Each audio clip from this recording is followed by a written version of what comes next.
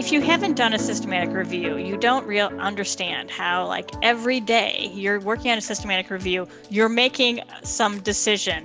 But one of the challenges of doing systematic review is that we don't know what the data is going to look like. We don't know what kinds of studies we're going to find. We don't know that ahead of time. So to guard against sort of doing whatever feels good at the time, it's important to have a protocol so that you also lay out for yourself. These are the kinds of studies that I think are going to be relevant to answer that question. These are the methods I want to use. And also, statistically for meta-analysis, these are the sort of hypotheses I want to test. It's so important to have those ahead of time, because it's really easy, not saying that people, do this in a nefarious way, but it's really easy, to rely too much on the data that you do get out of a systematic review.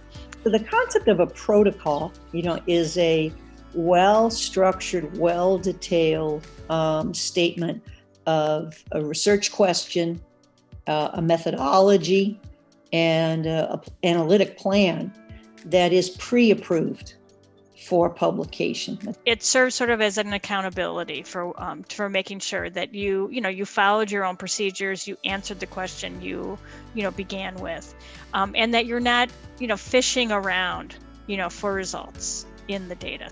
The idea of having a protocol for a systematic review is you put a lot of work into getting a right and tight question and methodology. And this then says, having put all that work in up front, and it's vetted for quality by a rigorous team of reviewers, that it's a guaranteed publication for the author team. So it's worth their time and effort once they get the protocol through to actually now implement it, because they don't have to worry about its being accepted if they have conformed to what they agreed to do in the protocol. It also, third benefit, is that because the protocol has been pre-approved, if you've got an issue that other teams might be interested in, by being pre-approved, other teams can't come in and do that review, not until yours is published. Campbell does require you to register a protocol and to have that protocol go through a review. But for those who aren't, who can't or unable to do that, because it's a commitment to really do a Campbell review, there are other places to register, or at least post your protocol. So for example, the Open Science Framework.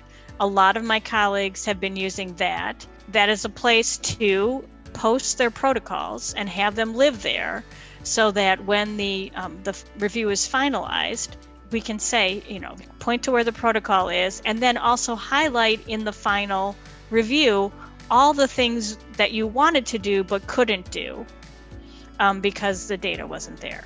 But the idea of a pre-approved protocol is that what is being peer-reviewed and critically appraised is the question and the methodology.